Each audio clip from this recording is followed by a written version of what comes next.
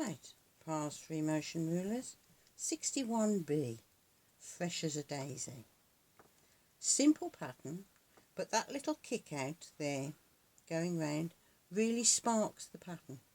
And we're going to be stitching from the beginning to the end and turning the ruler and putting the scroll line on what you've just stitched. The same principle as on all of the rulers. The scroll line sits on top of the seam you have just stitched. Now with this one, we're going to stitch our first line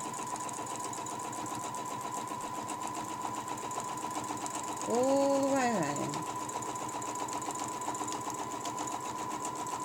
and then we're going to come back to that centre line there.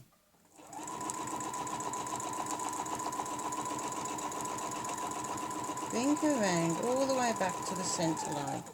Stop with the needle down. I'll just cut that. Turn the ruler.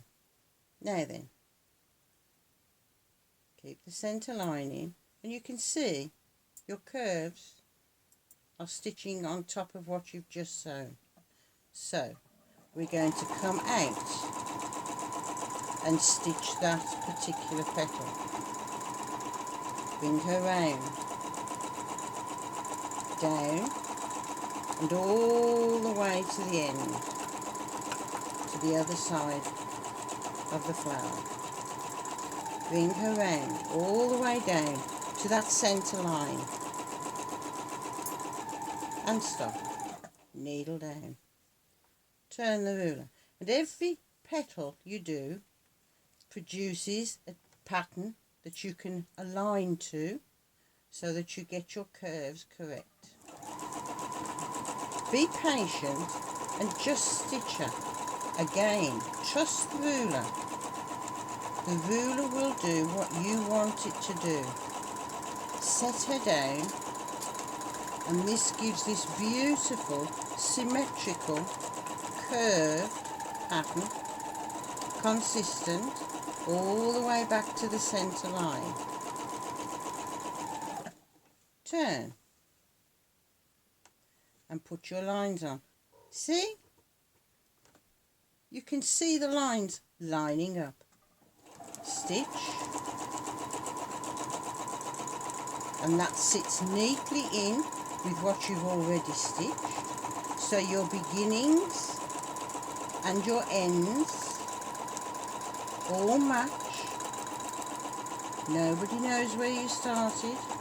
Nobody knows where you finished.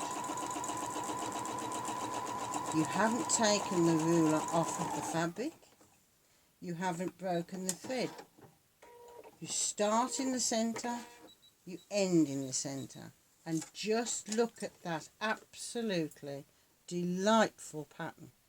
That is just beautiful. Even I can say that. Now then, if you want to do for instance, a different petal, I'm just going to do a free curve.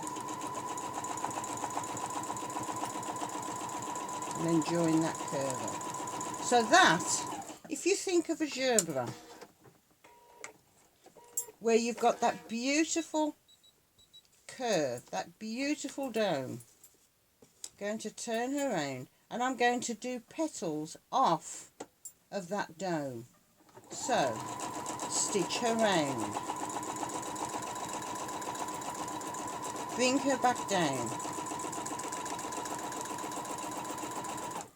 Now you can, if you want, do her off a point, and I'll show you what I mean. I'm coming off of a point there, but if you want to come all the way round that dome, ignore that piece and bring her round.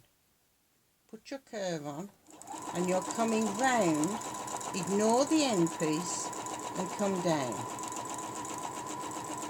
There you go. You can stitch that as many times as you like, which emphasises the curves.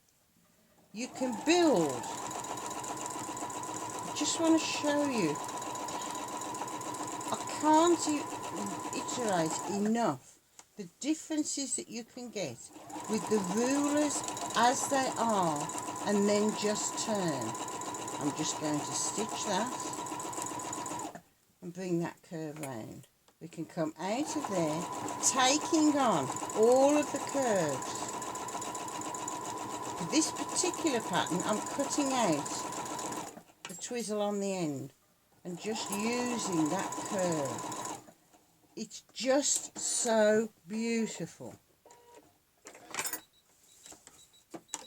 Wherever you wish to go, you've got that beautiful, beautiful curve consistently. Ain't that pretty? That's number 61. Fresh as a daisy. You can't get any fresher than just made. Enjoy.